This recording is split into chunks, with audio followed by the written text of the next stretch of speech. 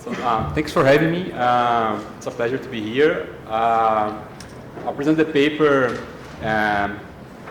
Competing for Loan Seniority, Theory and Evidence. So this is joint work with Tel, with the Central Bank of Brazil, and Arthur Tabore, who is at Duke University. And the disclaimer applies that these are the views of the authors and not of the Central Bank of Brazil. So the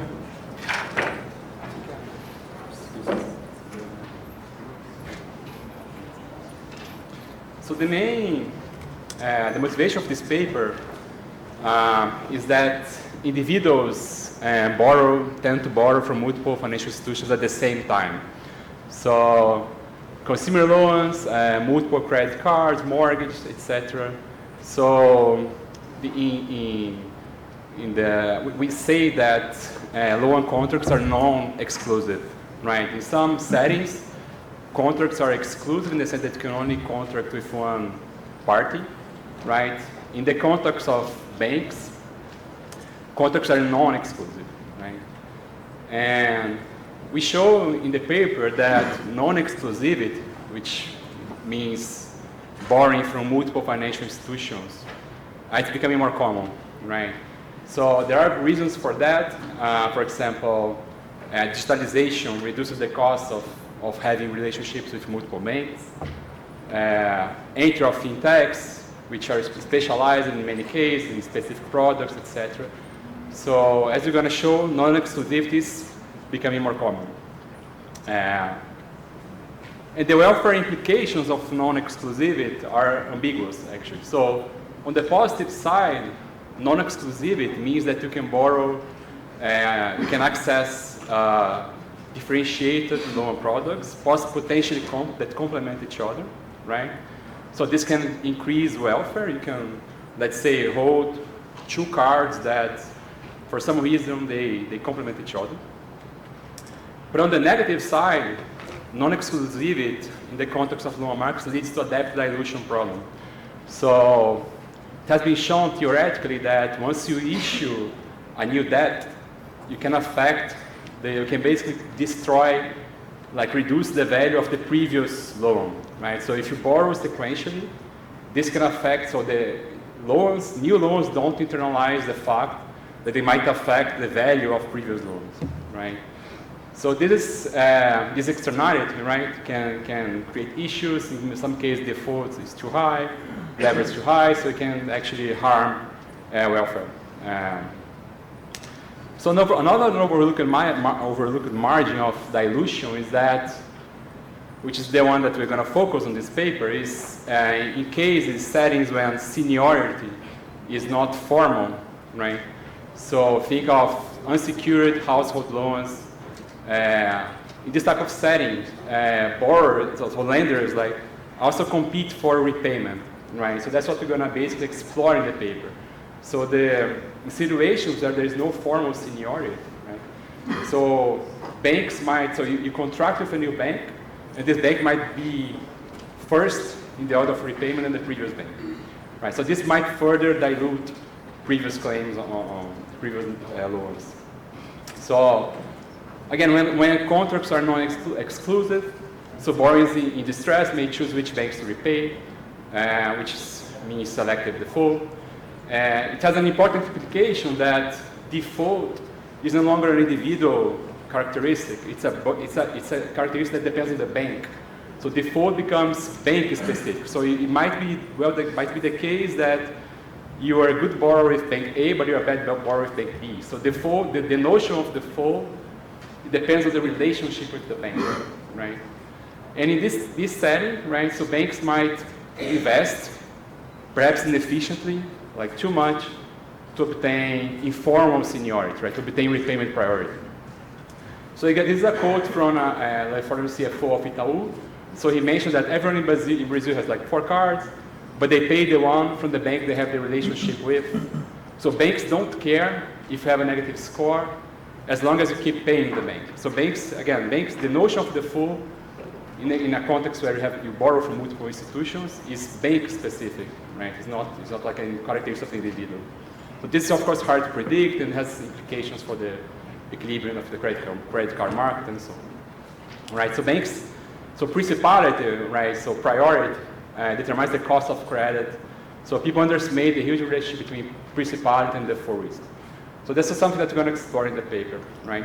So this idea of creditors competing for repayment seniority, it's common to any setting in which seniority is not formally established. So in many cases, for example, supplier of unsecured household loans, trade creditors prior to bankruptcy, suppliers of governments that are in distress. So in this case, basically the borrower like chooses, right? If the borrower is constrained, the borrower might choose which creditors to repay. We are going to focus on the credit card market in Brazil. So we're going to show that borrowing from multiple banks is becoming more common. This market, there is no seniority law. So if you contract with bank A and bank B, there is no seniority, right?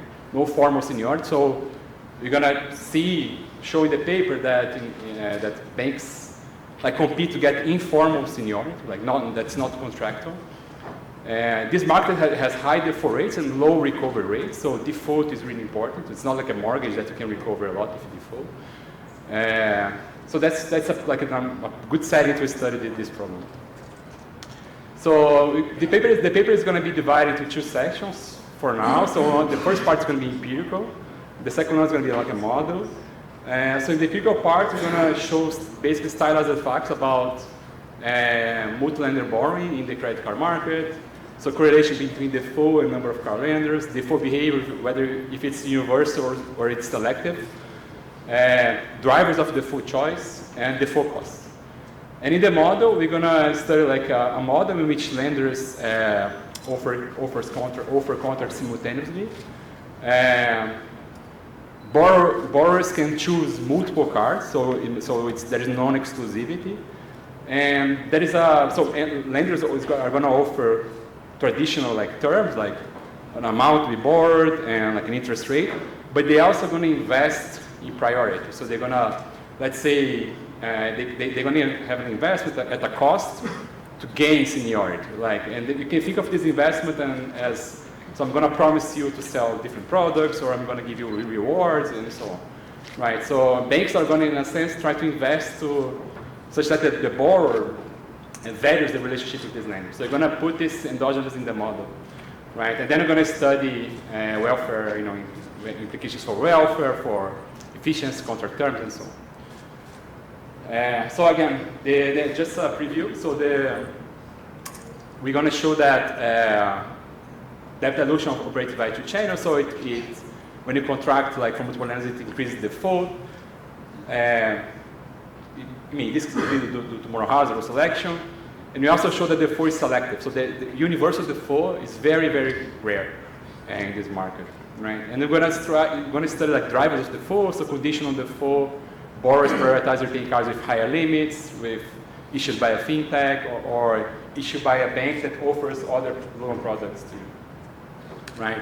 So this is going to suggest that lenders compete for loan seniority in this market, right? So using contract terms or using investment, that we're going to model this through like an investment choice that has like a cost.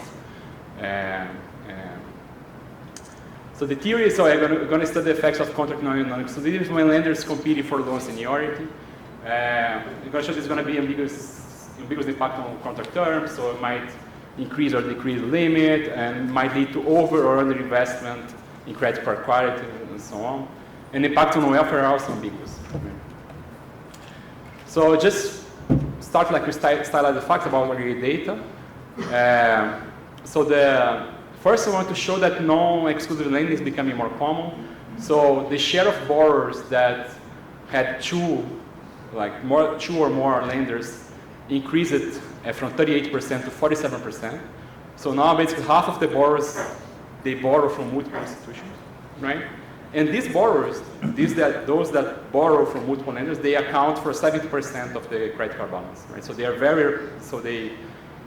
in terms of total credit card balance, they are like the vast majority. They account for the vast majority of credit, right? So empirical results. So we want to study in the context where people borrow from multiple lenders, right? Basically, we want to understand their default behavior, right? So what we're gonna do, we're gonna use data from the credit register of the Central Bank of Brazil. We're gonna like sample like 15 cohorts from 19 to 2022, and you're gonna do the following analysis. So we're gonna pick borrowers that are in good standing with all their cards.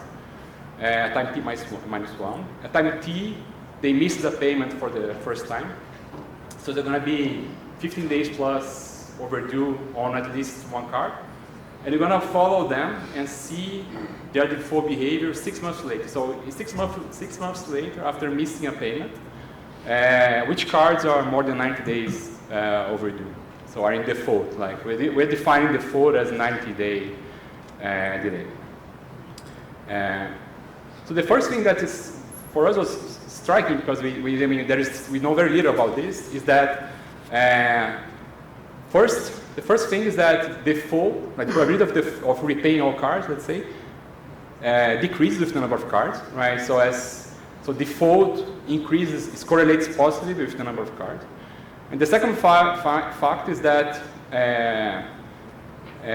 default is rarely universal. So, for example, pick an individual with 2 cards, individuals that default on 2 cards, so 45%.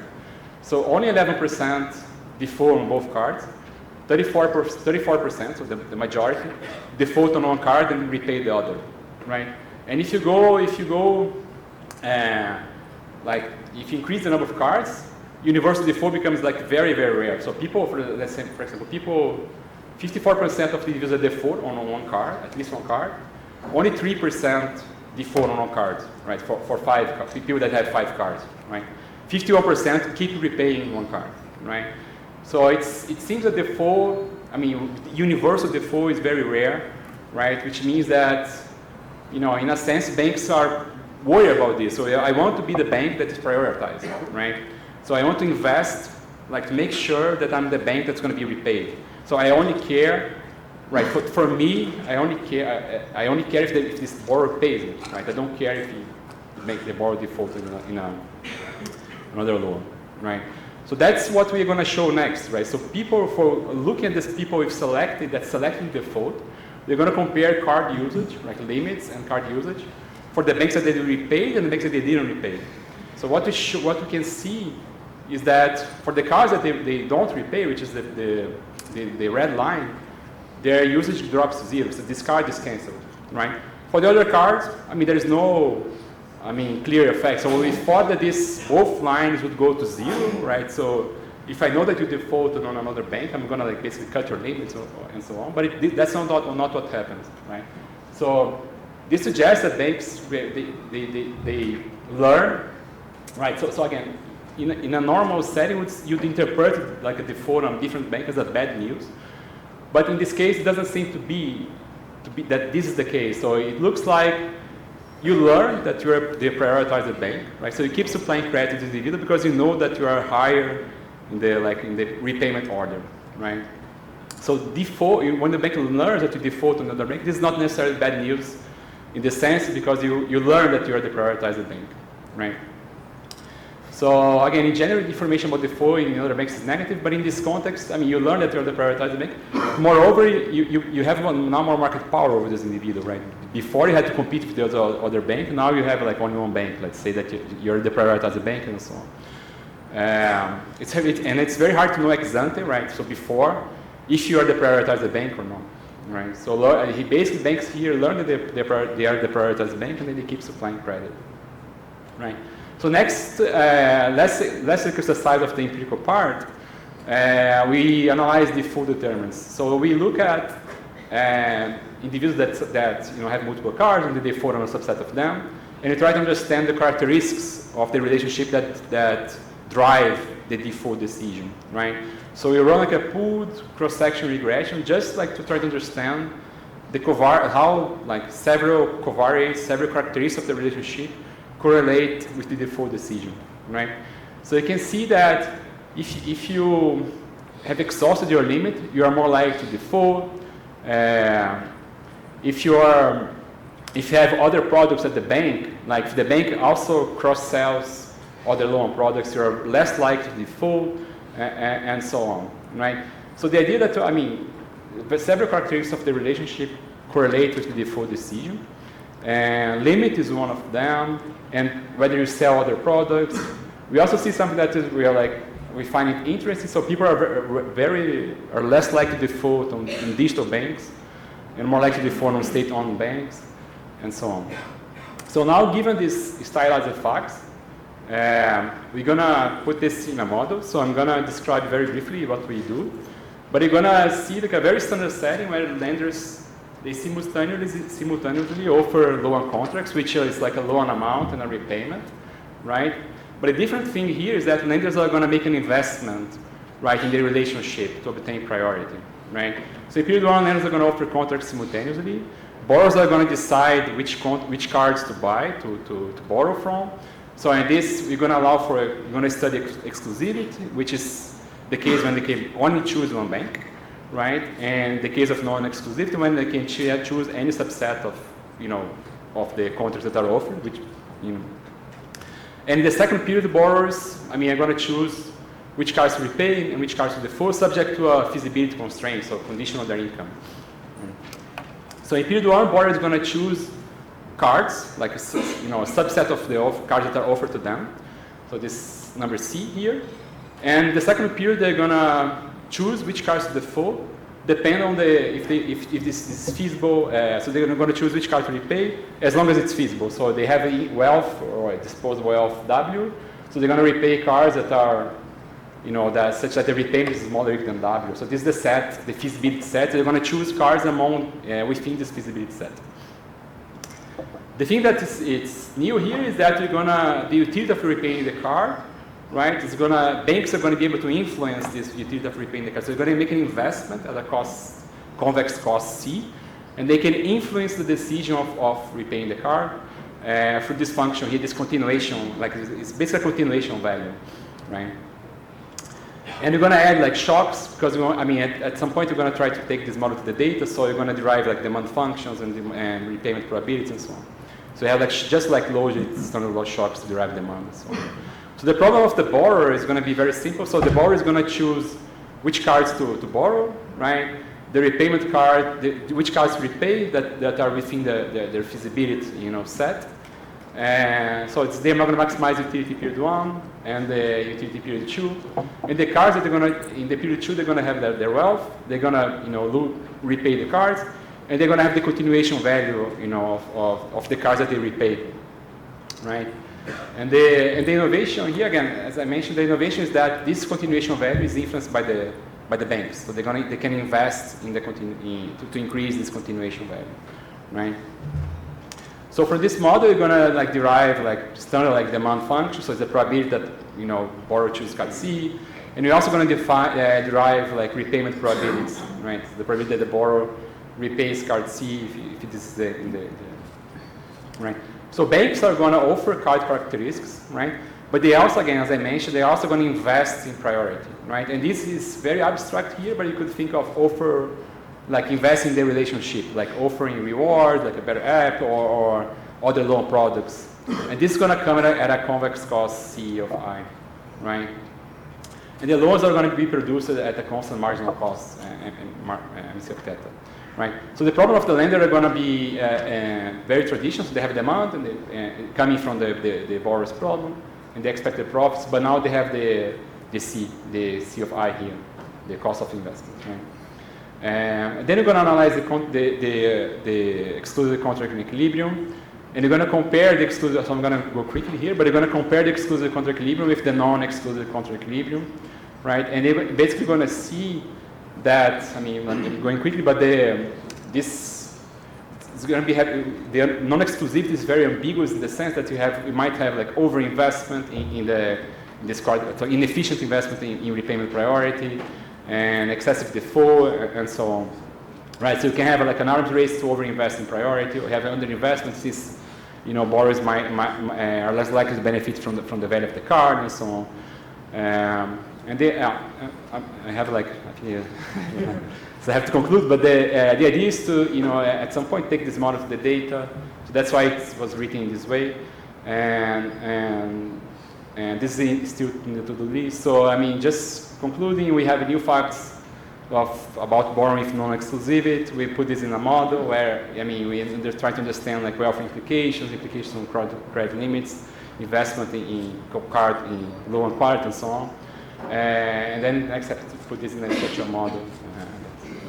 So thank you very much.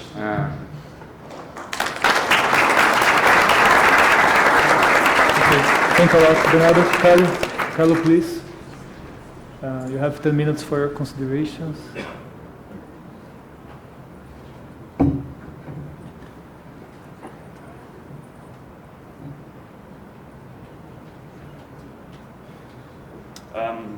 Yeah, thanks so much for inviting me to discuss this paper, which I really enjoyed reading because it's a very interesting paper and it's also right down the alley of what I'm currently interested in myself, research-wise.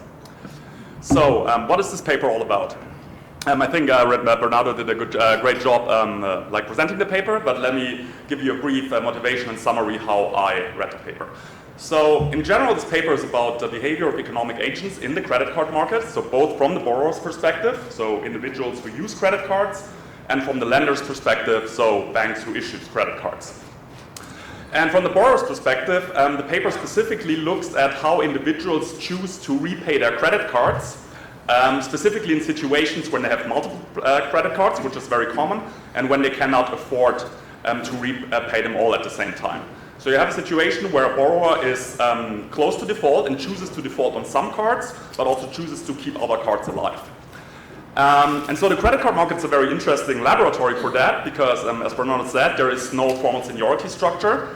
Credit cards are in general also unsecured lending, so there's no collateral on the line. And so it's not immediately obvious how borrowers choose to repay their cards. And to the best of my knowledge, there's also not a lot of literature on that. So there are these two papers that I'm not sure if you're aware of them. I didn't see them cited in the paper.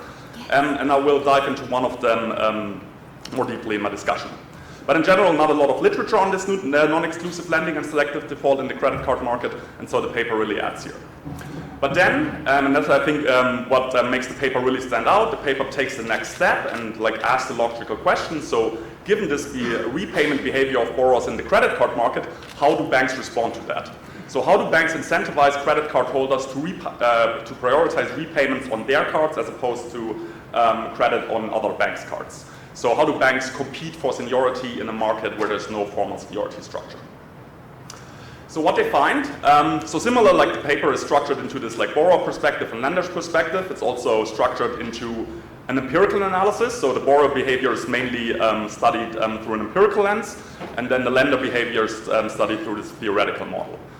So on the borrower side, the paper finds that distressed borrowers prioritize repaying cards with higher unused credit limits. And so you can think of that as borrowers kind of protecting future access to liquidity. They find that borrowers prioritize repaying cards from banks from which they hold other financial products, which I guess speaks to the value of relationship lending. And then they also prioritize repaying cards from fintech lenders, which I thought was a very interesting finding, but I'm not sure if the paper has a lot of to say on that, so maybe it would be good to dive a little bit deeper in here and investigate why this could be the case. And then the paper also shows that in terms of empirical lender behavior, that banks do not reduce the credit limit of borrowers who defaulted on a competitor's card. And so this is important because otherwise borrowers wouldn't gain much from prioritizing or repaying one card over the other. And then they present this theoretical model on bank behavior, where they show that non-exclusivity in loan contracts yields ambiguous welfare effects, which depend on the degree of competition in the loan market. So full disclosure, for the rest of my presentation, I will largely, so more of an empirically minded researcher, and not some other theoretical researcher, so I will focus on the empirical analysis. And I'm not sure if I have a lot of deep things to say about the theoretical model, but I will have one or two questions here and there. Let me first say what I like about the paper. I think it presents new and so novel and interesting facts on borrowers' repayment behavior. As I said, there's not a lot of literature on that. It provides this novel angle on how banks respond to this repayment behavior. And it uses a really amazing data set, so this Brazilian credit register data set that's really kind of like tailor-made to study the question at hand. So my first comment on borrower behavior. As I said, not a lot of research on repayment behavior, but there is actually one fairly prominent paper that looks exactly at that by John Gathergood and Neil Mahoney and co-authors. And so what they also study how borrowers that have multiple credit cards, how they choose to repay their credit cards when they cannot repay all credit cards at the same time. And what they do find is what they call the so-called balance matching heuristic.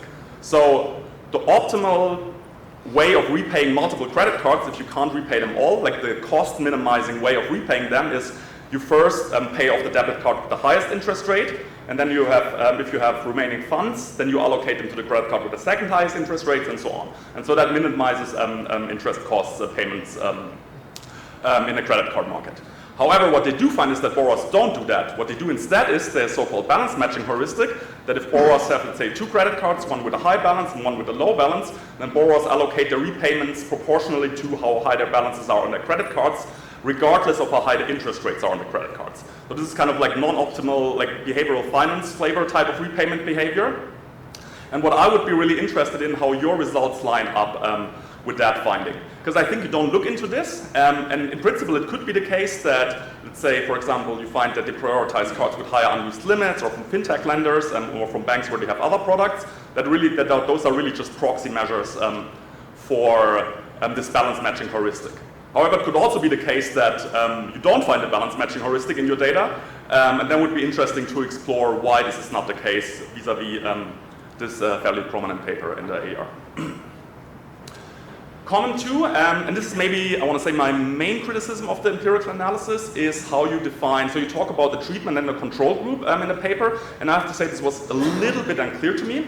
So you have your treatment group, as you presented, like borrowers who were not in repayment delay in the previous periods, and then previous period, and then they are in repayment delay in the current period, and that's your treatment group.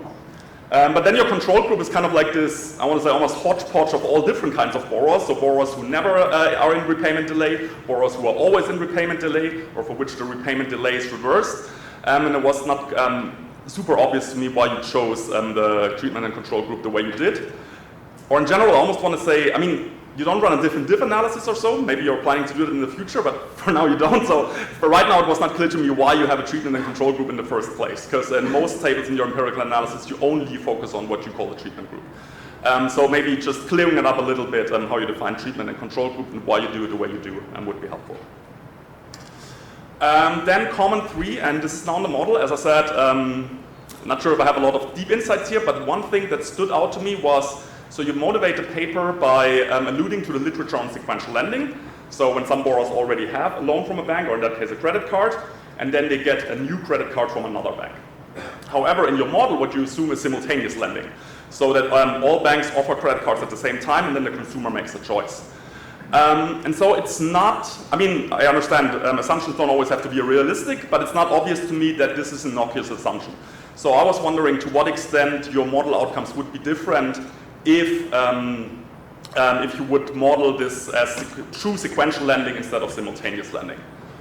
And this also has some empirical questions. So if banks can observe the existing cards of individuals, like in a sequential lending sense, and if they can observe like the outstanding balance, the utilization rates, whether or not the bank defaulted, then I would assume that banks take this into consideration, like when they make, in terms of the terms they offer on the new card. So intuitively, I would say sequential lending should matter vis-a-vis a situation where you have simultaneous lending. I would also be interested in actually, and this is more like from the borrower's perspective again, whether banks are more likely to default on existing card or on new cards. Again, this should matter for the bank probably. So if the bank knows that borrowers are more likely to default on new cards, then they might be more reluctant to issue new cards. But I have to admit, I don't have a good intuition here what you're going to find. So I would be really interested in seeing to what extent default probability is a function of card age. And yeah, and the third point is essentially what I said. So I think, intuitively, I think the offers of a bank should, or the kind of like the terms a bank's offer should depend on existing cards and to what extent borrowers, let's say, utilize the existing cards or have defaulted on existing cards. Then the comment 5, yeah, so I wasn't actually sure whether to include that comment, but I did anyway. So in the model, you say credit cards are needed for consumption, which I also intuitively would say is not a realistic assumption. So there are other payment devices, let's say debit cards or cash, and I would also be interested in to what extent that's an innocuous assumption, or to what extent it drives your model's outcomes. Because intuitively I would say if banks, like if consumers have other means of consuming or deriving utility from consumption, then they will possibly, it's less costly for them to default on cards or have this universal default. But overall, very great paper, and if you're interested in credit card markets or household finance or bank lending, then I highly recommend reading it.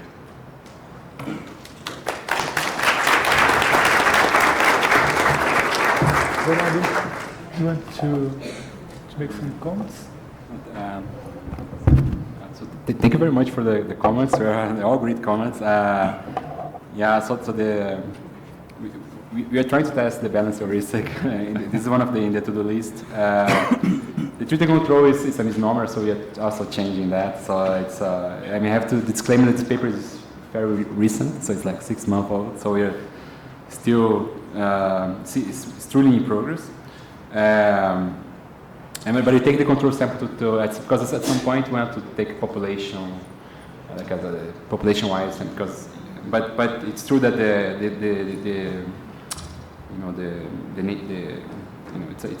it's not a good choice of words for that. For the simultaneous versus sequential, I mean, we are thinking about that. I mean, some of these papers that we cite are simultaneous. In the sense, banks know here, like in the simultaneous, that you borrow from the land, so you're somehow capturing this sequential part. But we are thinking about that. I mean, the main reason why I did simultaneous is for tractability for now, and because again we are planning to at some point to go to the data and try to discipline the model and so on. So it's for tractability, but it's true that it's not like it might be not that innocuous to do that. But I mean, again, banks internalize that you're going to borrow from other banks as well, and so on, in equilibrium. Before on new or the cards, it's also to the list. We couldn't do that yet. But it's super interesting. It's super important this point on new versus old card. We couldn't. We are having issues to measure exactly when you start the relationship with the bank and so on. But this is definitely worth investigating. Yeah, so all great comments. Thank you very much. Thank you, Bernardo. I think we can have one or two questions from the audience. If someone wants, here, one question there, please. Bernardo, it's a very interesting paper. Congratulations to you and the TEL and the other author.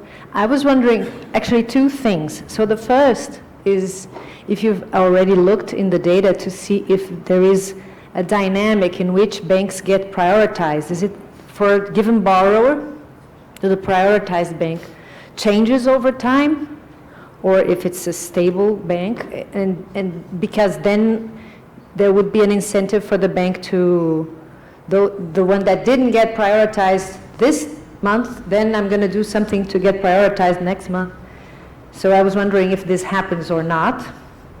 And the other thing that I was wondering is if the date of payment changes. For instance, in the case of people who have formal jobs in Brazil, we usually get paid either in the end of the month, like the last days of the month, or in the beginning of the month. And there aren't so much income coming in. So I was wondering if there is any type of correlation with the date that the credit card needs to be paid, if you have already looked into it or not. Thank you. If the prioritized bank changes over time, we need to investigate. So this is super interesting to investigate. Regarding the payment change, I mean, we couldn't yet identify the payment date. So if it's on the first day, I mean, if you have an idea to how to do it, but we couldn't yet. So you only have the monthly, end of month balances. So the data. So yeah, that would be interesting to look at. But we haven't found a way to identify this date. If it's on the first day of the month and so on, and if it changes the repayment behavior, but we couldn't identify it yet. Yeah, we're trying, but thank you very much. These are very good points. More questions? Yeah.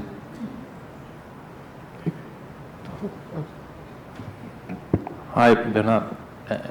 Very good paper. So one question or two questions. First, how do you handle the change that occurred to the credit card regulation that you can stay only for 30 days, and after that it becomes a personal credit, right? I think in this period it was already like that, right? And so what does this affect your default definition, for example? And second question, I think in the US, for example, the fact that you have multiple credit cards means that your credit score probably improves because you have passed several screening processes from several banks, right?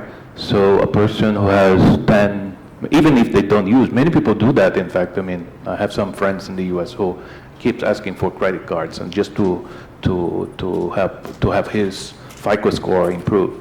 And but this is in the US. I don't know here.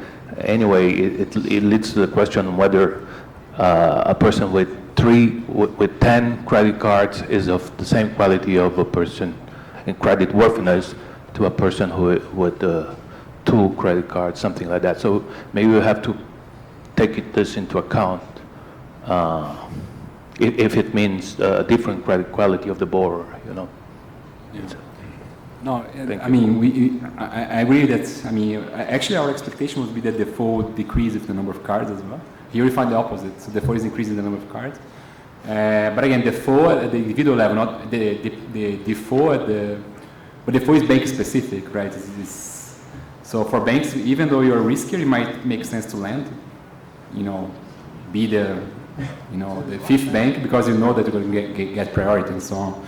So it's not, it was a bit like difficult to understand, but for us as well, but default, at least in our setting, it's increasing the number of cards. Yeah, we're also expecting the opposite, that people that are more credit worthy get more cards and they are better, and so on.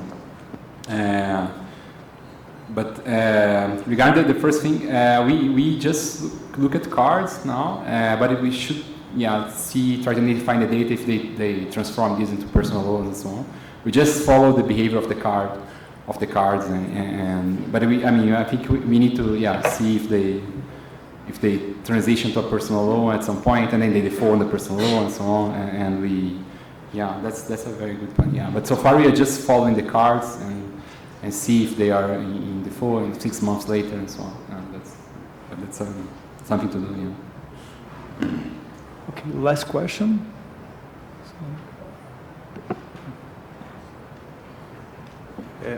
Bernard.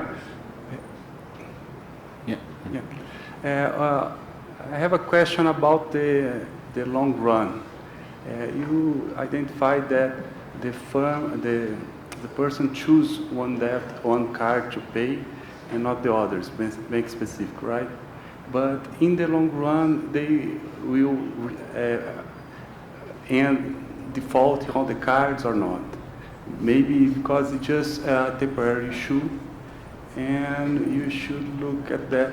Because another thing that I was wondering is the complementarity between loan products. It's just like, well, the bank will just not restrict the credit card limit for that person, because if they do that, the person will end up stop paying all the other loans. So that's an important issue. Maybe the bank is not looking what happened with the other credit cards, but they shouldn't do that because it will incur a larger loss. And I think that's the issue. And what you should do about that maybe is looking the increase in the credit limits. Maybe compare a credit card that end default in another bank and what happened to the credit limit with another comparable person that didn't default at all.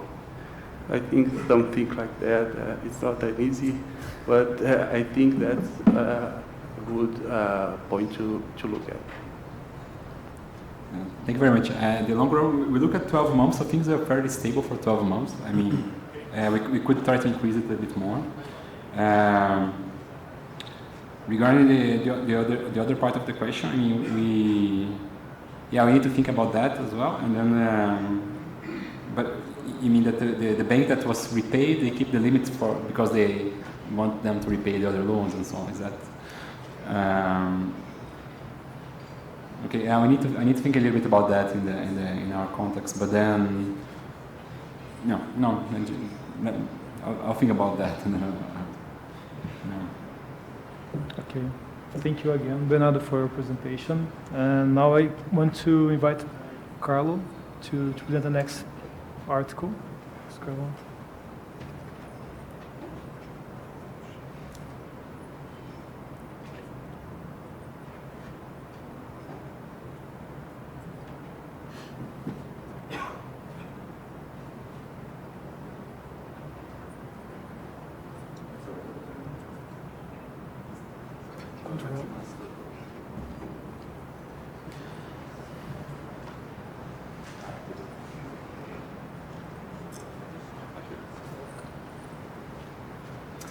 Yeah, thanks so much for having me on the program. And thanks so much for the organizers for a really nice conference so far, pitch perfect organization. Very happy to be here and very happy to present this paper. And so this is joint work with Sumit Argaval, with Andrea Presbitero from the IMF, and with my Fed colleague, Andre Silva. So let's jump right in. So as a general matter, when it comes to the use of financial products, then many consumers lack financial sophistication to make informed decisions, and therefore they often make costly mistakes. So in the context of consumer credit, there's actually plenty of evidence that unsophisticated consumers, for example, overborrow on their credit cards, or that they exhibit suboptimal repayment behavior. Now, in response to this, banks can design financial products to exploit such mistakes. And such products, they often combine salient and front-loaded benefits with shrouded and back-loaded costs. And so naive consumers or unsophisticated consumers, they might underestimate the costs down the road and therefore incur costs from using a financial product, while sophisticated consumers, they might be able to rake in the benefits while avoiding the costs and therefore profit from using a financial product. And such products, they can therefore generate a redistribution from naive to sophisticated consumers, as has been shown theoretically in the 2006 QJE of Gabay and Lipson. However, empirically studying such redistribution is extremely challenging, because for many financial products, optimal decision-making depends on hard-to-measure variables, and so it's often not clear or not obvious to determine what constitutes and what doesn't constitute biased behavior. And then second, if you want to link such redistribution to individual borrower characteristics, then what you need is individual data on both the costs and benefits of financial product usage. So what we do in this paper is we use credit card reward programs as an almost ideal laboratory to address these challenges. Because credit card rewards, as I will show you, they allow us to readily quantify both the costs and the benefits of financial product usage. And this allows us to study the following question. So first, from a consumer perspective, is there redistribution across consumers in the credit card market induced by these reward programs? Who exactly benefits from the programs and who pays for them? And what type of credit card behavior is associated with the effects? Then from the bank's perspective, we study how banks design the pricing of credit card reward programs, and if they profit from reward programs, and if so, how. And then we also look at the geographic implications of the reward programs, and we study whether this redistribution is associated with certain social demographic characteristics across regions. So I was told reward programs are actually apparently also a big deal in Brazil, so maybe I don't have to explain it that much. but apparently there are essentially loyalty programs by banks which offer monetary benefits per dollar spent on the credit card. So credit card reward programs are huge in the US. So for example, in 2019, the largest US banks paid out $35 billion in rewards.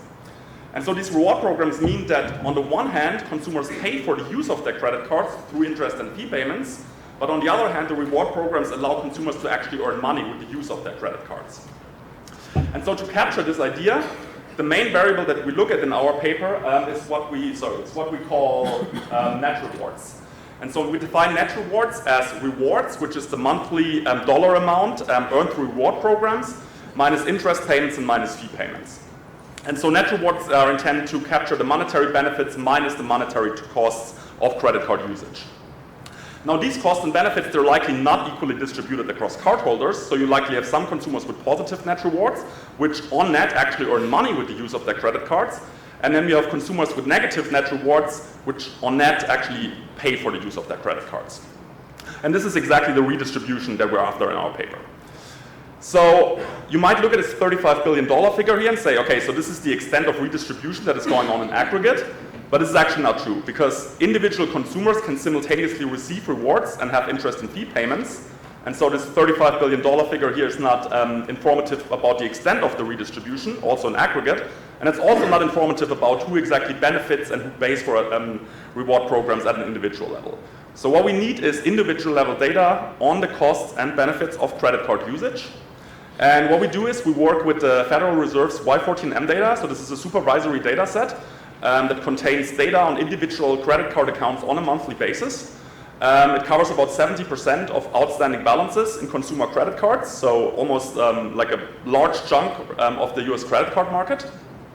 And we have monthly account level data on accumulated rewards, on interest and fee payments, spending, borrowing, credit limits, FICO scores, consumer income, zip codes, and many other variables. So this is a very, very comprehensive data set that we're working with. What we do for most of our analysis is that we actually focus on the cross-section, simply because it's such a large data set and it's very computationally intensive. So we picked a somewhat arbitrary month, in our case March 2019. So we wanted to stay away from the COVID period when we started with the paper, and we also wanted a month without strong seasonal spending patterns, like for example the holiday season in June and July in the summer. Then we pulled the entire data set. We did some very light data cleaning where we dropped corporate cards and closed accounts. And so this leaves us with a cross-section of 238 million cards as of March 2019. So we start our analysis by investigating whether reward programs induce a redistribution across a redistribution between cardholders across the FICO distribution. So here on the left-hand side, this is a credit card outcome Y. On the right-hand side, reward card is a dummy, simply identifying rewards and classic cards that do not offer any rewards. Then D is a battery of FICO dummies, where we distinguish between subprime, near-prime, prime, and super-prime cardholders. And then importantly, so our data set allows us to include an extremely rich and granular set of fixed effects. So we have interacted, so not separate, but interacted FICO percentile by income percentile by zip code by bank fixed effects. And on top of that, we include a host of card level and consumer level control variables. So let me first show you a graph which I think really nicely already illustrates our main findings. So this graph shows the monthly net rewards, both for reward cards, the red line, and classic cards, the dashed blue line. The vertical line marks 0. The horizontal line marks 0, meaning that cardholders above this line on average make money with the use of their credit cards, and cardholders below the line on average lose money or pay for the use of their credit cards. So for classic cards, you can see that net rewards by construction can at best be 0 because they do not offer rewards and if a cardholder does not incur any interest or fee payments. Now in the right tail of the distribution for reward cards, you can see that high FICO cardholders on average make money with the use of their reward cards. And they make money in absolute dollar terms and relative to relative to classic cards for the same FICO range. Now in the left tail of the distribution, you can see that this pattern is actually reversed. So in the left tail of the distribution, you can see that low FICO cardholders on average lose money with their reward cards, and they lose money both in absolute dollar terms and relative to classic cards. And so this is exactly the redistribution that we're after. So credit card reward programs constitute the redistribution from low FICO to high FICO consumers that is induced by these reward programs. So, as I said, this is an unconditional graph, and so these differences here across FICO scores, they might simply be driven by the fact that people who hold reward cards are systematically different from people who hold classic cards. So we also estimate this in our regression model. And you can see in the first 3 columns, this simply picks up the coefficient on the reward card dummy. But you can see that reward cards on average yield like $3 to $4 or $4.5 higher net rewards than very, very similar classic cards. So on average, consumers benefit from using reward cards relative to classic cards. But as you've seen in the graph before, this masks important heterogeneity across the FICO distribution. And so in the 4th column, we open up the coefficients across the FICO distribution. And we find that for low FICO consumers, for subprime or near prime, net rewards actually on average yield $5 to $7 lower net rewards compared to similar classic cards. So low FICO consumers do not benefit from using reward cards. But on the higher end of the FICO distribution, we find that prime and super prime consumers on average earn $7 to $16 higher net rewards on their reward cards compared to very, very similar classic cards. So reward cards, this is kind of our baseline result, that reward cards induce a redistribution from low FICO to high FICO consumers. In the paper we also show that, so these are kind of like fairly small, like individual, like at the individual account level and for 1 month. And in the paper we showed that these numbers translate to an aggregate annualized redistribution of about $15 billion. So it's a substantial annual wealth transfer that's purely induced by these reward programs. So a comment that we got a lot was, okay, so we have the data for March 2019, but is there anything special about March 2019? So we actually, just for this analysis, downloaded also the data for all other months of 2019. And so it's probably the graph that I put the most work in, just to have the punchline, and there's nothing really to see here. So this graph plots the coefficients for a super prime, so for across all consumers, super prime, prime, near prime, and subprime. And you could see it's fairly stable across 2019, across all months, with the one exception in June. So this is holiday season when people use their credit cards or specifically their reward cards to like book like flights and hotels and so on. And then you see like this spike in the net reward coefficient, because higher spending is associated like with higher, you gain more rewards. So what is driving this, or what credit card behavior is driving this redistribution? So recall that our definition of net rewards is rewards minus interest and minus fee charges. And here I show the average rewards and the average interest payments on reward cards and on classic cards. In the paper we also show fee charges, but I can tell you that they're actually fairly small in magnitude. So what is driving this result is really rewards and interest charges. So on the left graph you can see, first for classic cards, rewards are always 0. This is by definition. Classic cards do not offer any rewards. And for reward cards, rewards are increasing in FICO scores. So high FICO consumers profit from reward cards by earning more rewards on their when they use their reward cards to make purchases. So part of the redistribution is driven kind of like by the benefit margin of reward cards. In the right graph, you can see that interest payments are also generally higher on reward cards, but that this interest payment differential is larger for low FICO consumers than for high FICO consumers.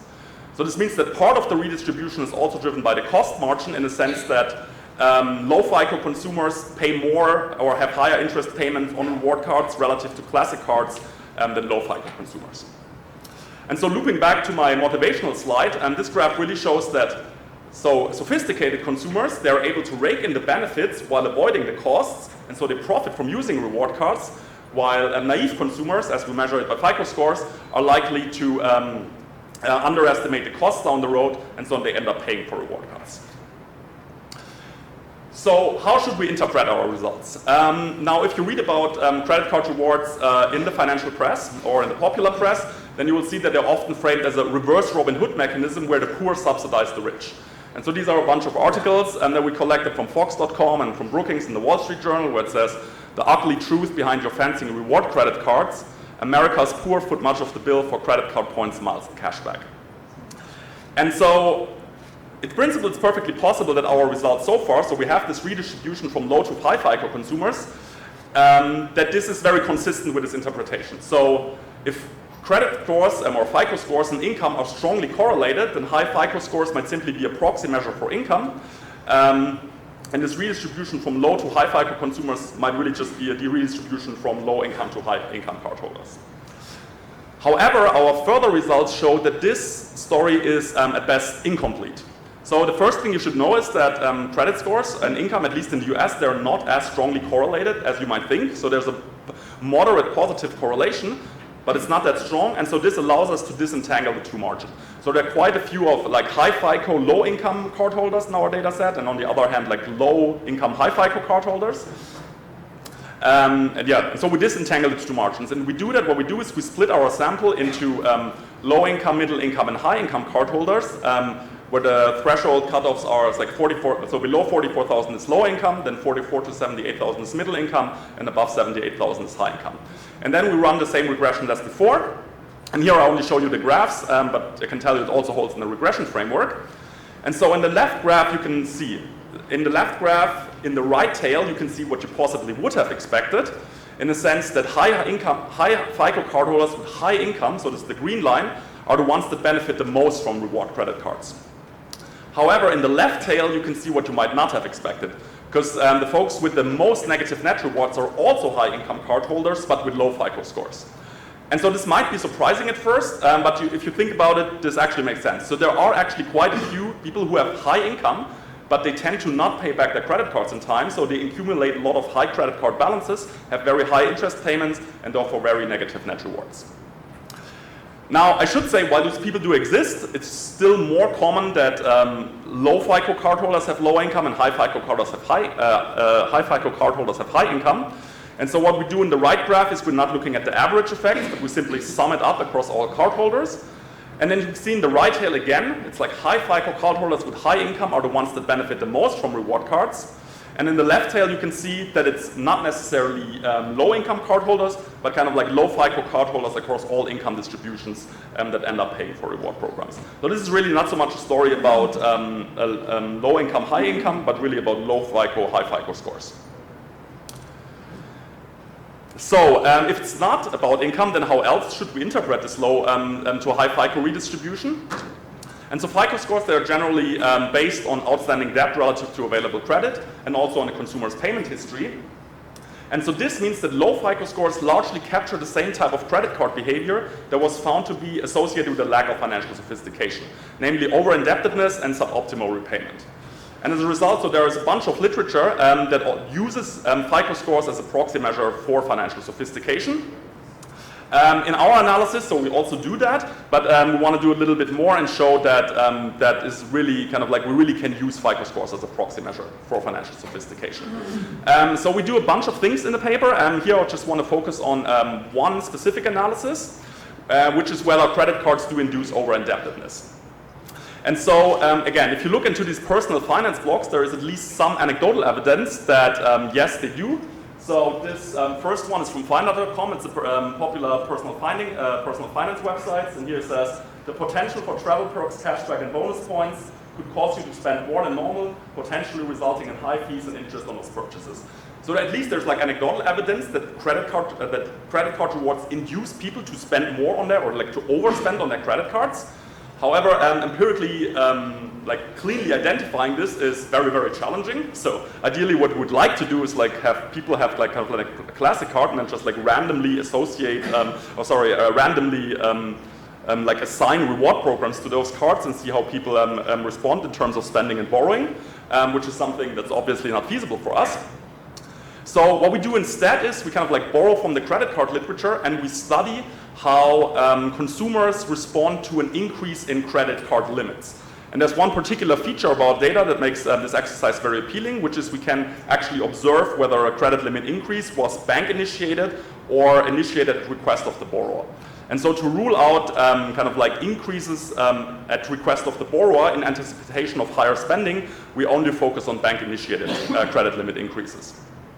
And then we study the spending, so we kind of like collect all the cards in the data set that had a bank-initiated credit limit increase in March 2019. We collect the data in a 6-month time window before and after that. And then we run a different diff setting, kind of like the change in the credit limits between reward cards and classic cards and how they differ between rewards and classic cards in the different diff setting. So this is what we find. So the kind of like columns 1 and 2 is spending, 3 and 4 is credit card repayments, and for 5 and 6 is outstanding balances. And so in the first row, you can see that yes, an increase in credit limits on a reward card is associated with more spending relative to an increase in credit limits on a classic card. It's also associated with higher credit card repayments, but not to the same amount. And so an increase in an increase in credit limits on reward credit cards is associated with higher unpaid balances in the 6-month time period later. However, as before, you can also see that there's substantial heterogeneity across FICO scores. And so in the, if you go to the last row, you can see for super prime consumers, there's also an increase in spending. So also super prime consumers spend more on reward cards after a credit limit increase. But for them, the increase in credit in spending is associated or goes hand in hand with an increase in credit card repayments. And as a result, there's no significant increase in unpaid balances for super prime consumers. However, for example, if you go to the second or third row for subprime and near-prime consumers, they also increase their spending after a credit limit increase. But for them, this increase in spending does not go hand in hand with an increase in credit drug repayments, and so they end up with higher unpaid balances. And so we take this as evidence that it's kind of like consistent with the story that FICO scores are a proxy measure for financial sophistication, and that it's only like low FICO consumers for which credit cards like induce overspending in a sense that they end up with higher unpaid balances. Well, for high FICO consumers, they also spend more, but they also repay their cards more, and so they don't overborrow in the end. Okay, I have 1 minute left. As per usual, I'm completely over time. So let me rush through all of this. We also look at the bank's perspective. Just want to say, when we look at banks' profits, so the first three terms, interest charges, fee charges, and rewards, that's just the inverse of net rewards from the consumer perspective. But we also include three new terms that we didn't look at from the borrower perspective, which is interchange income, loan loss provisions, funding costs, and operational expenses. What you see here in the left graph is interest rates, and we actually find, and this also holds in the regression framework, that reward cards, that banks offer lower interest rates on reward cards than on comparable classic cards. And so we take this as banks incentivizing consumers to actually use reward cards. And on the right graph, you can see that they do that because they make more profits on reward cards. So across the entire FICO score distribution, bank profits are higher on reward cards than on classic cards. And then we also go to the geographical analysis.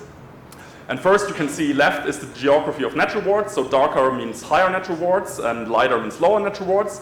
And this overlaps very well with the geography of FICO scores. Right is again dark is high FICO scores, light is low FICO scores. We run this in the regression framework, and we find that net rewards, so in columns 1, 3, and 5, net rewards are higher in more educated areas with a higher average income educated areas and with a lower minority share. However, all this goes away once we control for the average FICO score. So again, finding that FICO scores are kind of like the driver of this, or financial sophistication. However, that doesn't change the fact that in a descriptive and non-causal sense, credit card reward programs still constitute a redistribution from low income to high income, from less to more educated, and from high minority to low minority areas, and thereby likely exacerbating existing spatial disparities. Thank you very much.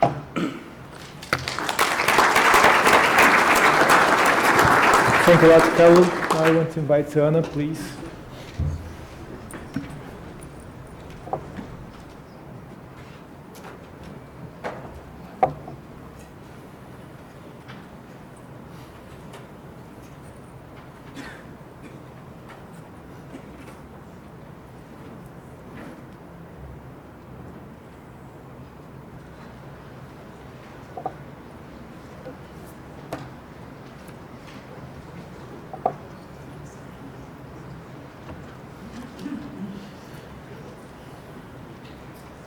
Hello.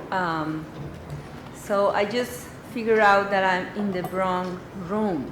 I'm a macro person, and all the analysis is micro. So I would like to say that I can give you another perspective of this paper. So bear with me, please, because I'm not an expert on this kind of analysis, but I really enjoy reading this paper. And at the end, beyond going to the details of the paper, I would like to ask and to propose to the public to think about what they find here we can apply to almost every product and service that we use. So first of all, I would like to say the key findings that Carlo already mentioned. I think is very interesting, this redistribution across FICO scores. It is an important choice of variable to measure sophistication, education, income, etc., these FICO scores, but it's clear that it matters for how people behave, or paying optimally or not paying optimally, getting the best of the rewards or not. So they find this clear relationship between this variable and the behaviors, which I think is very interesting. It is true that one may think that this is related to income. Higher income people are more, pay more attention to the rewards and to take advantage of the financial benefits.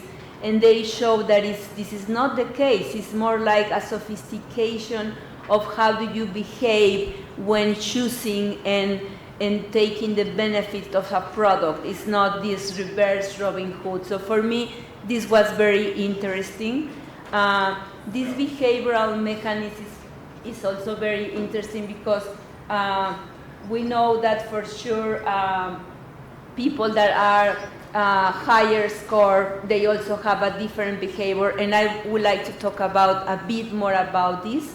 It's not just education, it's like the way you do your things and the way you organize your things. There are different intelligence in people, and we economists tend to think just about the rationality. I prefer $1 more than $1 less. And we just focus on that kind of intelligence, and I think is kind of narrow. Finally, I think the bank incentives. I think any firm or industry would like to reap the benefit if they find an opportunity to discriminate between consumers of their good they are offering. And I think there is a scope for policy implications for this behavior of firms that I would like to talk at the end. And these geographic disparities are also very interesting because they're very correlated between education, the scores, and income. So I think what the paper finds makes really sense. I mean, it's intuitive. I like the results, and it's good to think about what policymakers can do in this kind of situations. So just the strengths of the paper, I think they have this wonderful data set. They are able to see if people pay on time, how much they get the rewards, etc. I think it's a big work on that, and I think it's very good, because otherwise you can just speculate about how people behave, but they are able to really look at it. This innovative research question about if it's related to income or not, the reward programs, is a very nice way to capture how the consumers behave and try to take advantage of what is offered by firms. And finally, I will talk about the policy relevant findings. So once we identify there is a profit in a firm or an industry that is using or exploring the behavior of one group, whatever is that group, income, education, racial, etc., if they are taking opportunity to profit from one group at a cost of another group, what we should do about it. I think it's a very important question for policymakers. Oh.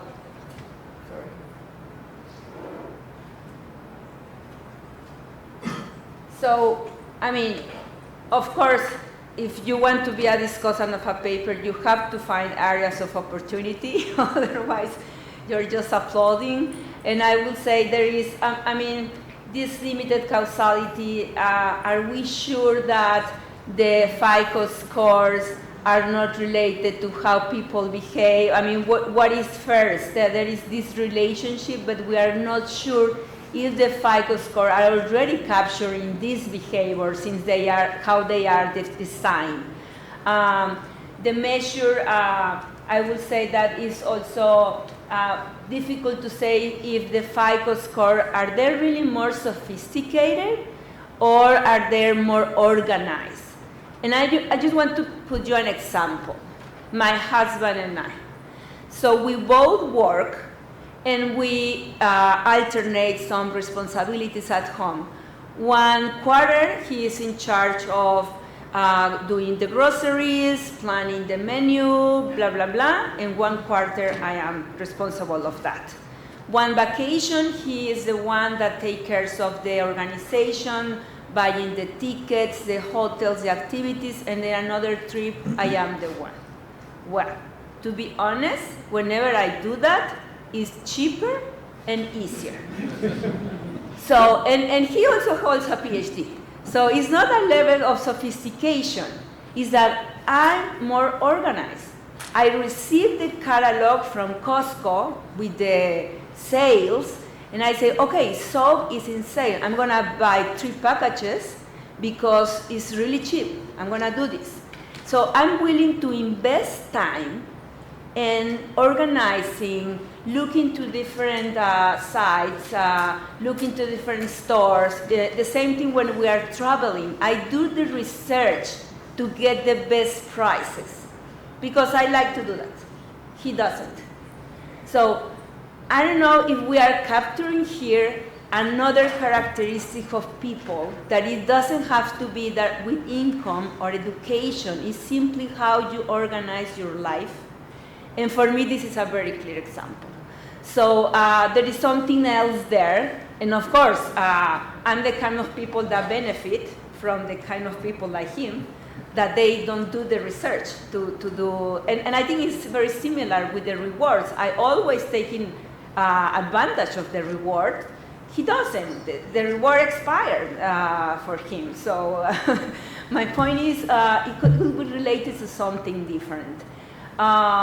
So of course, there is another kind of benefit from credit cards, non-pecuniary, how easily you can pay this. I mean, if they facilitate your life, for many people that's a reward, because they don't want to get spend time trying to get some benefit from it.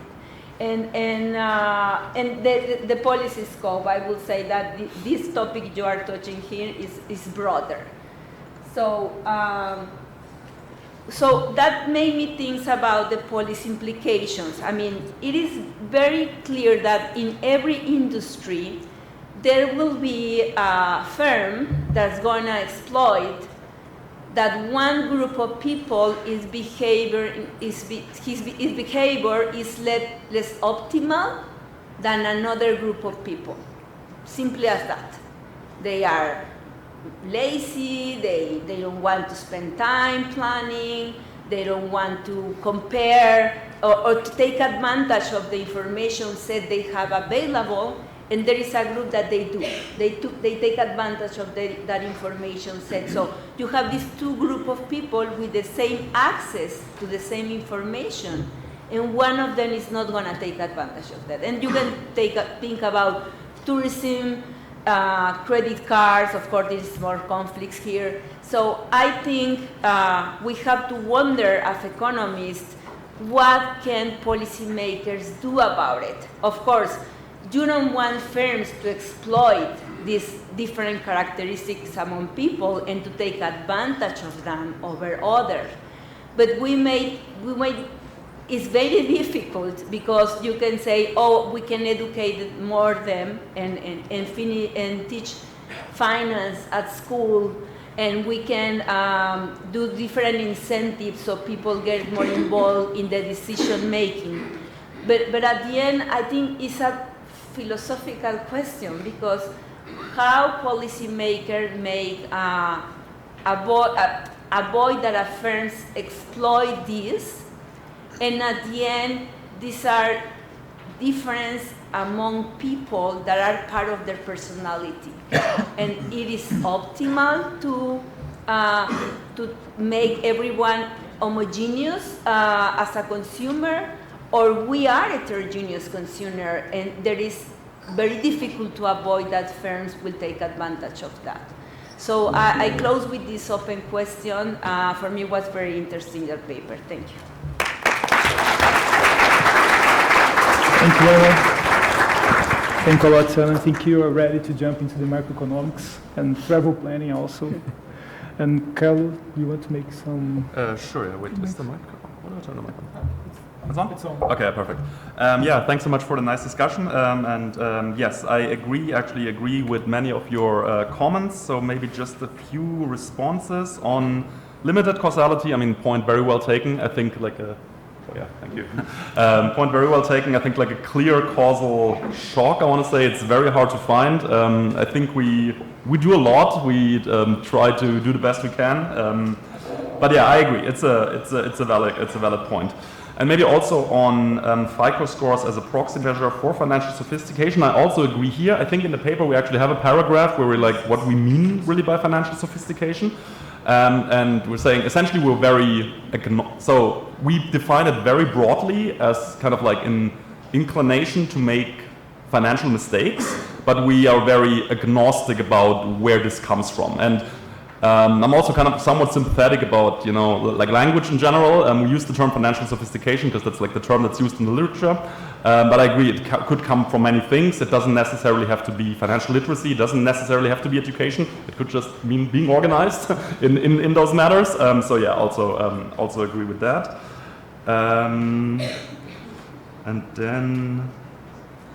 And yeah, maybe generally on the policy implications, this maybe just a personal thing for me. When I write my papers, I'm usually very cautious about providing policy implications. I know other people feel different about this. From like all the things you mentioned, I want to probably the one like about, you know, targeted financial literacy programs are maybe the one that intuitively I don't know, appeal the most to me, because you know, it could also come up with like harsher measures, but then it's a question, for example, if you say, oh, like, you know, you're just organized and that's why you can take advantage of the programs, should we punish people for being organized? I don't know, by taking the programs away. So I'm not sure about that. But yeah, as I said, in general, I'm always very cautious about policy implications. And then maybe one more thing, sorry, what was, I saw something else. Now I forgot. Maybe I remember it in a bit. Okay. So we have some time here. Questions from the audience? Here. Thank you, Carlo, for the presentation. Very interesting. I had one kind of curiosity question. I don't know if you have this in the data, but does it matter if the card is issued by a bank versus a non-bank? For example, in the US, you have all these cards issued by department stores or other sorts of grocery stores. And I was wondering, independent of whether you have it in the data, it's just interesting to think about this because probably the incentive set is different. If I am having a card issued by the same bank where I have my mortgage, I will probably behave differently. I want to send right signals, right? Mm-hmm. In the case I need to renegotiate, for example, my mortgage, versus with a department stores where maybe I don't care too much. And then second, maybe related to something that Anna commented. So I was thinking, I know some people that use reward cards or have reward cards, same income. Some of them are very active using this and some are not, right? This is maybe this organization element that Anna was saying. I will call it maybe effort or something like this, right? So not two people equal card, equal income. Not both will use the card in the same way. And drawing from that observation, can you say something about demographic traits like age, for example, or gender? Does it play a role in the results that you find? Does it matter? Thank you. Yeah, thanks a lot. So regarding the first question, so in general, all cards in our sample are from banks. It's kind of like a supervisory data set, so it only comes from banks. However, we do have these department store cards in the data set to the extent that they are issued in partnership with a certain bank, so we do have that. We haven't looked at that specifically, whether these types of cards behave differently than the other types of cards, so maybe that's something we could actually check. Regarding the second question on demographics about age and gender, so that's a limitation of the data set. We have we have like a lot of data on like kind of like credit card behavior type variables. We have very limited data on actually demographics in the data set, apart from income. So we cannot observe the gender, we cannot observe the age, we cannot observe many other things. So the best we could do is kind of like aggregate it, let's say, to the zip code level and then see how it correlates with certain demographics at the zip code, which is what we already did. Problem with gender, it's like roughly 50-50 in most zip codes, so there's not much we can find out here.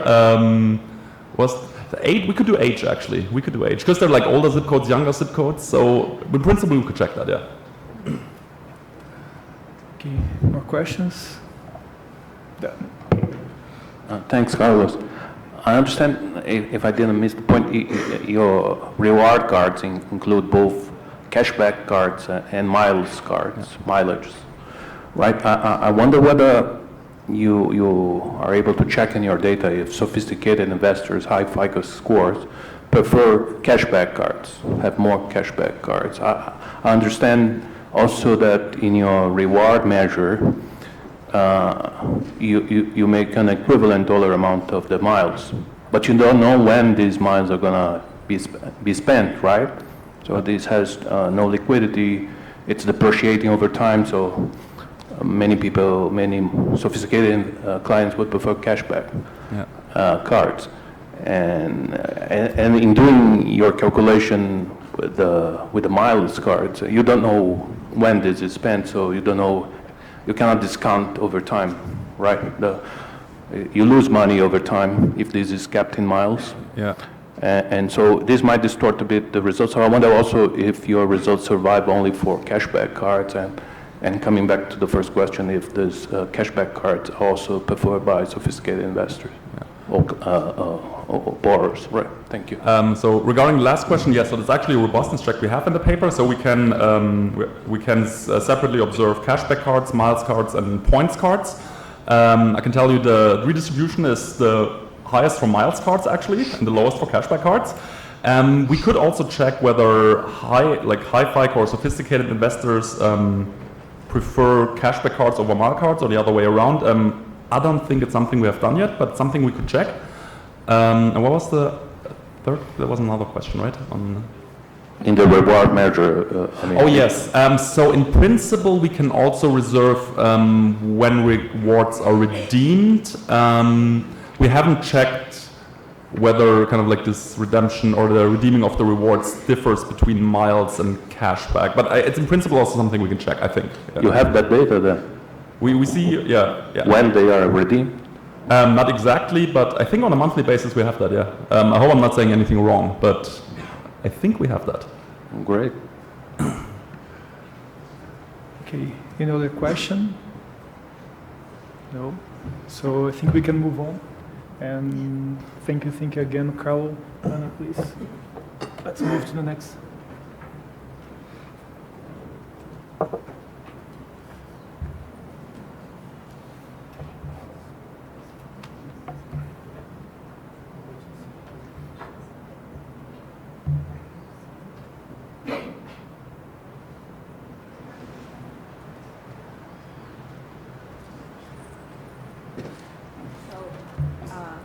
Thank you. This is a paper about digital payments, informality, and economic growth. These are with co-authors in the BIS, John Frost, Rafael Guerra, Stephen Cumming, and a person that I'm sure you know very well, Alexandre Tombini, who is in charge now of the Americas office at the BIS. So in this paper, we look at emerging market and developing economies, and we try to understand how these changes over this technology usage in the financial system has impacted emerging economies. And we use also, we look at what happened in advanced economies, but given the level of development they already have, we don't see that much changes. So that's why we look at emerging market and developing economies. So we define as I'm going to talk about the data in a moment, but we define a digital payment that any transfer you do with a QR, with a transfer with a bank account, mobile, whatever, that is substituting a cash transfer. That's a digital payment. And to make you an example, from 2014 to 2021, the share of adults in emerging and developing countries that use or did a digital payment increased from 35 to 57%. This is the average of these 90 countries. But for example, if you look at Brazil, that has a leadership on this, it increased from 59% to 77%. But in the case of Mexico, I'm Mexican, and we always look as Brazil as an example to follow. In Mexico, we increased from 35 to just 44% in the same period. So in the case of Mexico, there is a lot to do in financial inclusion, and in credit to GDP. Credit to GDP, for example, in Mexico is about 30%. Is very, very low. So this, of course, impacts growth, development, and also it helps formalize the economy. And we hope and we think that we find something related to productivity. That, of course, is harder to get some evidence about it. So what are the results? And I'm going to show you because, of course, there is a lot of empirical challenges to show this. There is multicollinearity, double causality, etc. I'm going to explain all that. But if you trust my results, it means that 1 percentage point increase in digital payment use is associated with an increase over 2 years in growth per capita of about 0.1 percentage points. So it seems small for a period of 2 years, but this is we're going to control by using different technology, using broadband, using many things. It's just what digital payment usage impacts growth. And we also have 0.04 in terms of productivity. And I think in the case of Mexico, that we have 40% of the labor force in the informal sector. This third result is very important because the use of digital payments, and I'm going to explain the channels, is 0.06 percentage point decline in informal sector. And as you may know, the informal sector had many bad things like not paying taxes, low productivity because firms stay very small, etc. So this is a very, very positive result, and we think that digital payments, I mean, some people that stay in the informal sector, they don't want to become formal because they don't want to pay taxes, they don't want to pay social security. But what is happening is that digital payments are getting so popular that is a way, a gate to enter to the banking sector even without wanting it. Is a form of inclusion, financial inclusion to many people. So that's important. That's why it's important for us, this result. And this result we are going to show that are more pronounced in those countries that are less technologically developed. So this is again greater financial inclusion. So I'm going to go quickly to the literature review. There are a lot of papers related to country-by-country analysis. Some of them are done by the fintechs or the firms that want to increase the digital payment usage. For example, I guess that the analysis by PIX in Brazil is very extensive, but this is an analysis that tries to analyze 90 countries that are in this situation. And we are going to use data for 90 countries over the period 2014 to 2019.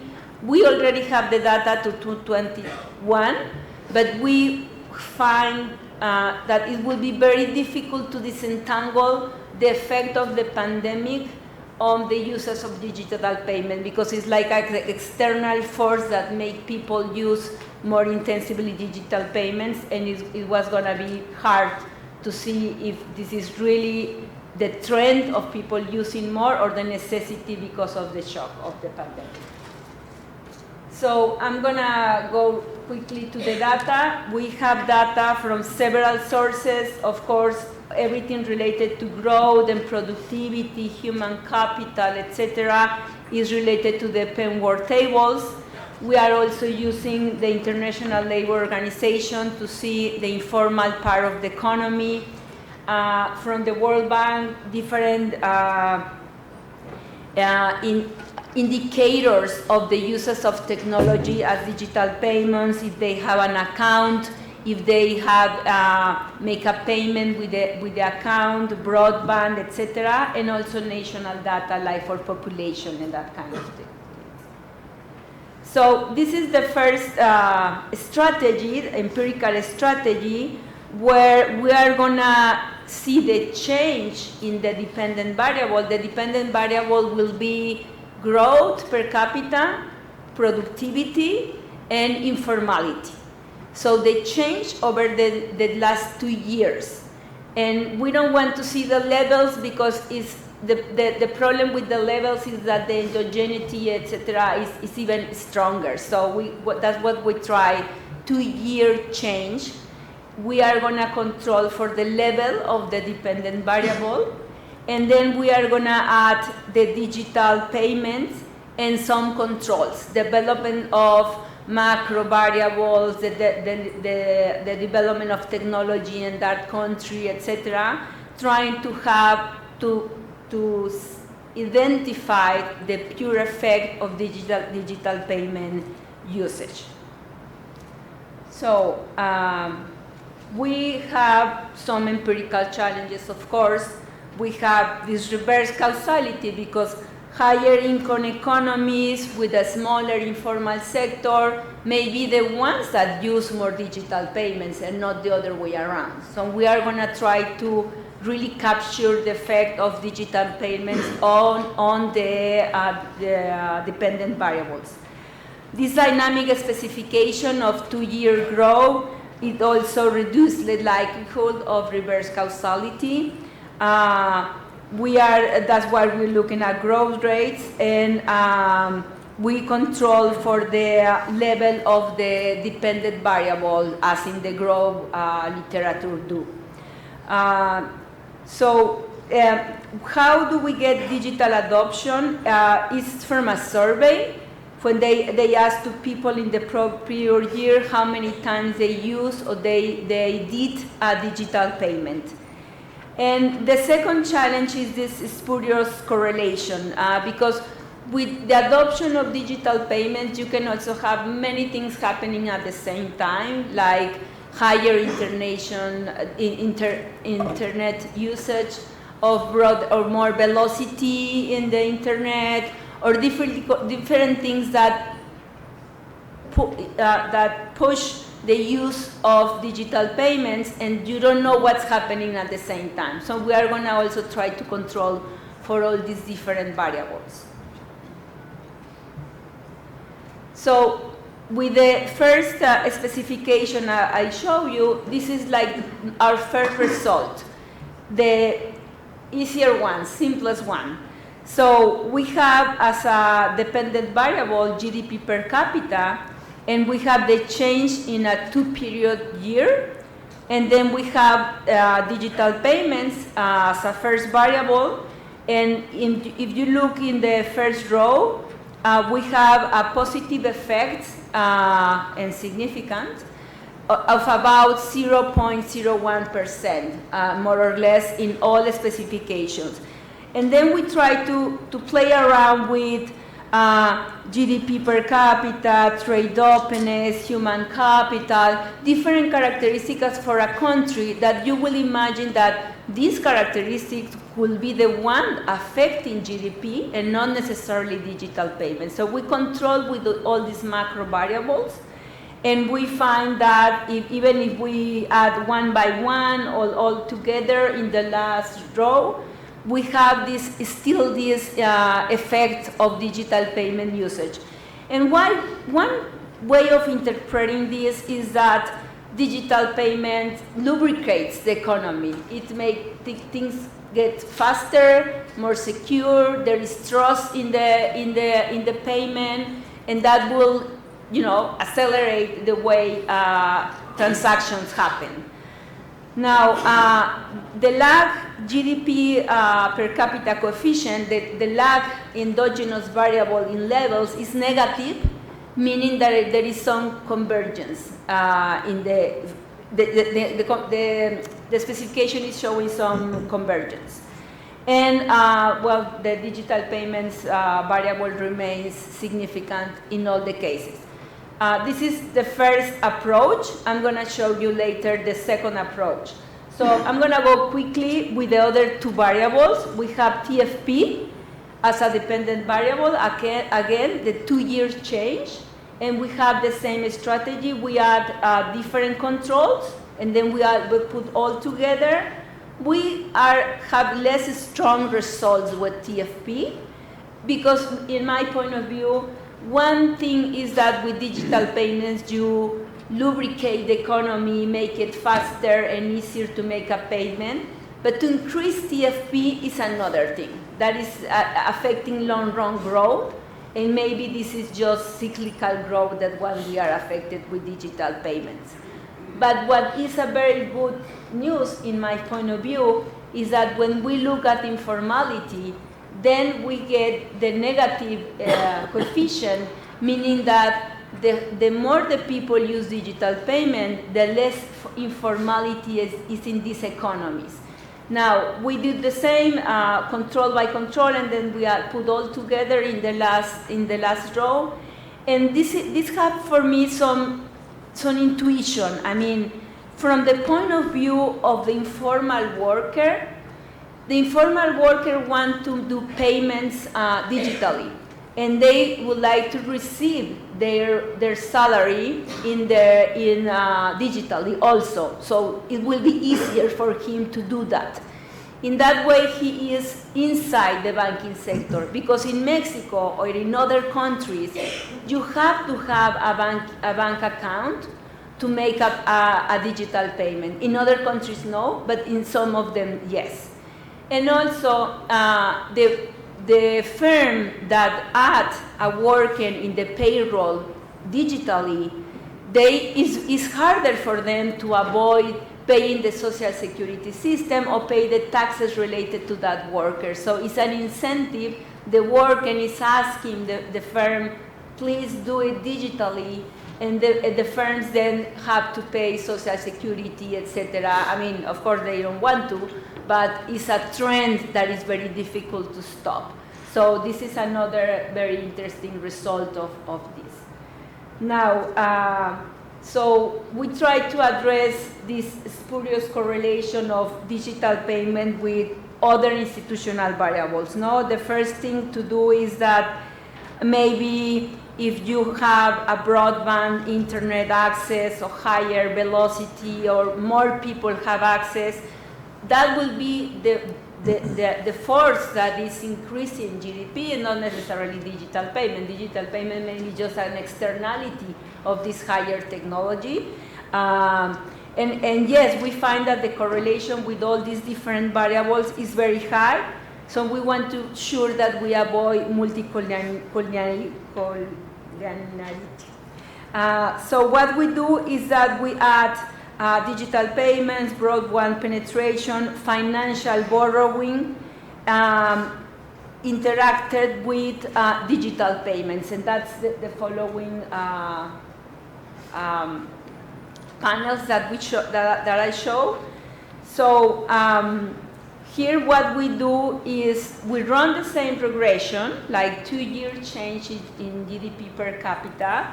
We add digital payments, and then we kind of play with different variables like broadband, but then we interact digital payment with broadband, and there are negative coefficients when we do the interaction.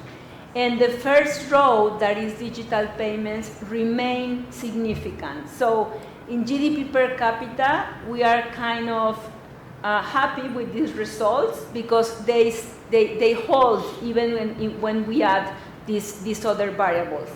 In TFP, it's not the case. We have mixed results. And I mean, for me, it's understandable. TFP is a variable that is very hard to impact. You need more than just increased digital payments. Maybe the technology and the development of other things in the countries are more important than digital payments. But for informality, we find the same, they hold the results. You see a decrease in informality just because of the use of the digital payments.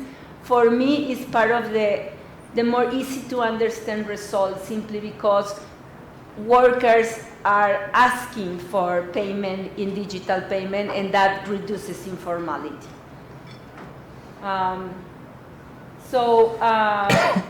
Of course, we also do in the paper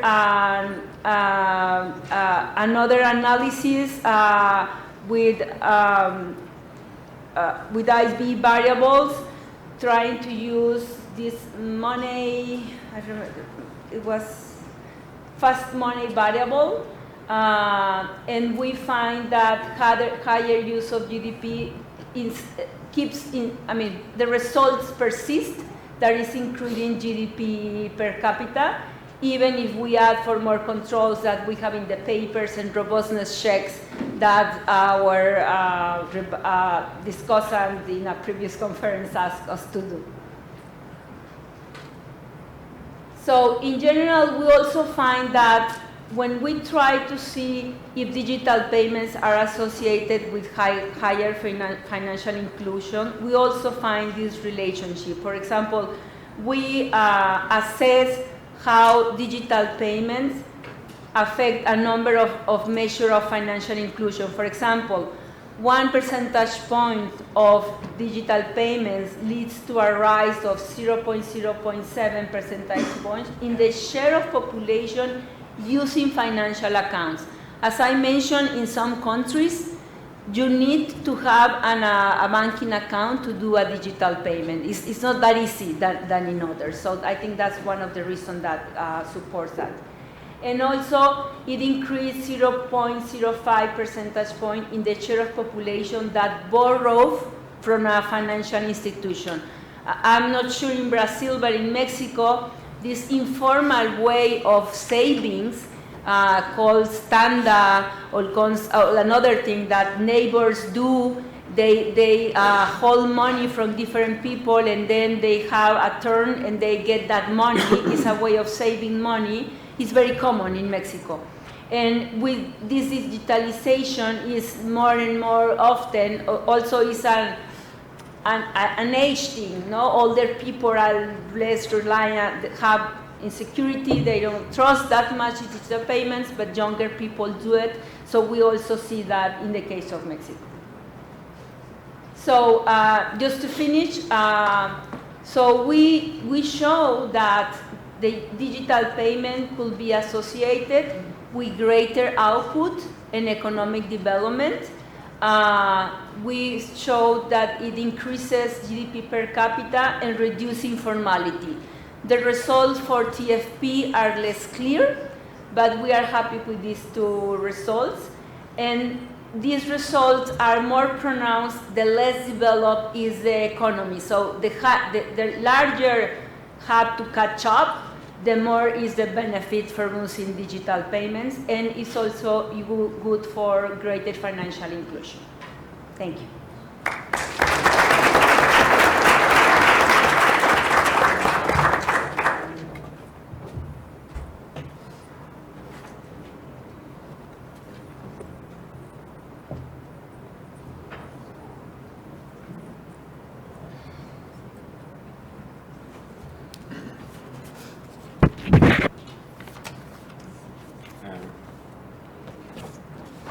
So let me start the discussion by briefly summarizing the paper. So the question for the paper is, how does the use of digital payments affect economic growth and informality?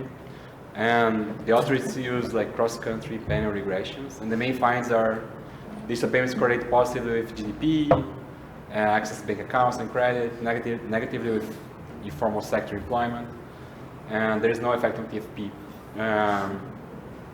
So it's a very relevant question. So it's a timely and policy relevant question. So over 60 countries have adopted like fast payment services recently. Others are planning to do so. Like examples like UPI in India, Pix in Brazil, and so on. And there's a big potential to benefit consumers, firms, and consequently employees and self-employed workers, governments for tax collection, payment of benefits, and so on. So it's really important to understand the determinants, impacts, and design of these systems, these payment systems. So I mean, it's a very challenging question to answer because, as the author, I mean, as Anna mentioned, so this endogeneity problem, so it's very hard to get like causal estimates here, and the concern persists even if you control for like as many observers as you want, and it's very hard to find like variation or instrumental variables to get more like a causal effect here. So the authors use cross-country regressions, which is very good in the sense that we capture, like, let's say, aggregate effects across like a large set of countries. So there is like fewer concerns that the effects are specific to the country that you're studying, to the region, etc. So fewer concerns about external validity, right? But then it's very hard to solve this endogeneity issue, right? And so my comments are like very, very brief. Since it's hard to get causal estimates here, so the authors do like a very notable effort to address these concerns, but it's still very hard to rule out potential confounders. So suggestions, like try to explore alternative IVs or so on, or try to like maybe look at aggregate effects, but within a specific country, like maybe across regions, states, municipalities, something like that. So that you could still capture some aggregate effects, but maybe are controlling for, improve like this control for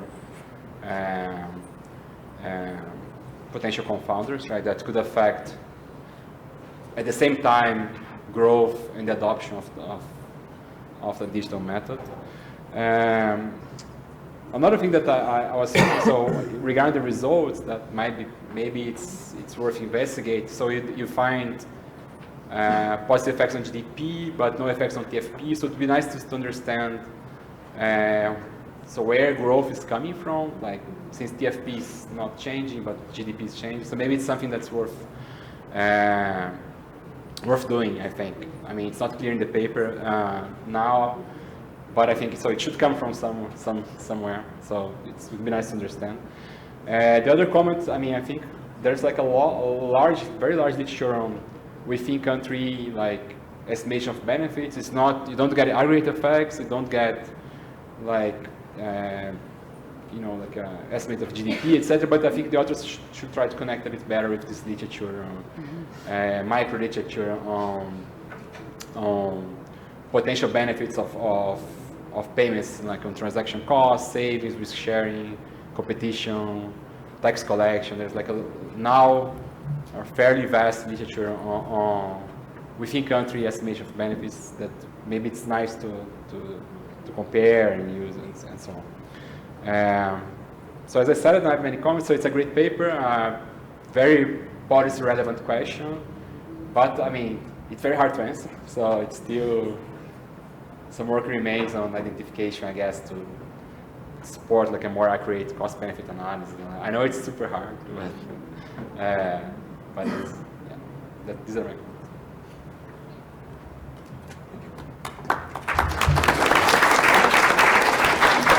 Okay. Thank you, Bernardo. Anna, do you have some comments? Yes, thank you a lot for your comments. It was super hard to convince many people about the endogeneity. We made a lot of work trying to really capture this digital payment effect. I was not that surprised that it didn't affect TFP, in the sense that I guess that increasing adopting technology, etc., it really matters for TFP, and digital payments is a small part of it. I guess for growth, it's good in the sense that it makes things easier, faster, more secure, and the reliability on those payments is better for cyclical growth, not necessarily longer term growth.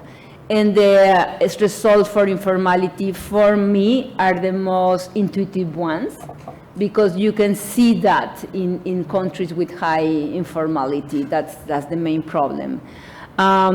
Regarding, for example, there is another paper we're trying to do and show how the reduction of cost has increased remittances, for example, because remittances is another digital payment that people in the US or other countries had to do. Mexico has a lot of remittances, like 3% of GDP, so it's very important for us. So we're trying to see how the reduction in cost of the payment of a remittance, they change. It changes the frequency, the amount they change in many things. So this reduction in cost improves efficiencies and improves consumption at the end. So I think we will try, we are sending this paper to different journals, and I think we are going to get more petition of proving more the lack of endogeneity. Thank you. Thank you, Anna. Thank you a lot. So turning to the audience, do we have any questions? Well, Anna, I have one question from my side. I thought that you brought very interesting findings on your article, mainly linking digital payments with higher financial inclusion and also lowering the level of informality in the economy. Bringing these findings to policy considerations, do you have some valuable information to share regarding what the regulators should do to leverage these findings, such as bringing digital IDs or some other improving digital public infrastructures? So just bringing your findings to policy considerations. Have you any thoughts on that? What countries should do? Yeah, for example, in Mexico, they are trying to implement a PIX there. We don't have that. To make a transfer, you have to have a banking account, and it's a pain, and it's, I mean, it's very rapid, but it's costly to do it. You have to get into the app of the bank, and then you have to do the transfer, and the other people, you have to have it in the list of contacts, etc. So it's very difficult. So they are trying to adopt something similar to the PIX. And I think many other countries are trying to do the same. And for a country like Mexico, that informality is very high, the financial inclusion is a way of reducing informality and the tax exception that they have. But yeah, for the case of Mexico, it's a priority, including people in the financial sector. Any other questions? One question over there. Hello. First of all, thank you and congratulations for the research, Anna, and the whole team of the BIS. Regarding digital payments, we're talking about a very broad universe of initiatives. So we have instant payments that are operated and led by central banks, such as the Brazilian case, and we have also other initiatives led by the market and mobile money initiatives and different types of digital payment initiatives. And my question is whether you could assess during your research different features or design choices of digital payment systems around the world. I mean, you have 90 different cases you analyzed. Around these 90 cases, if different design choices or features have different impacts in GDP growth or in inclusion. Thank you and congratulations again. Thank you. I think the most important one is to get trust back.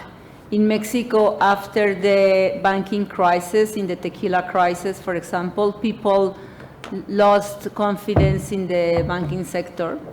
And I think if we find a way of doing these transfers without people need to have a bank account, that will be very easy for people to do it.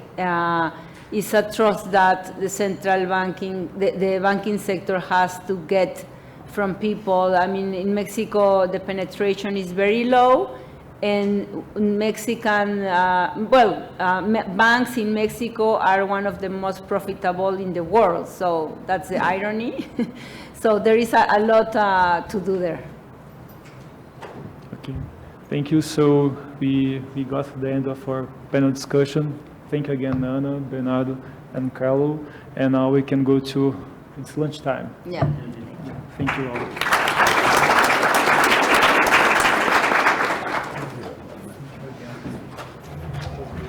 Thank you.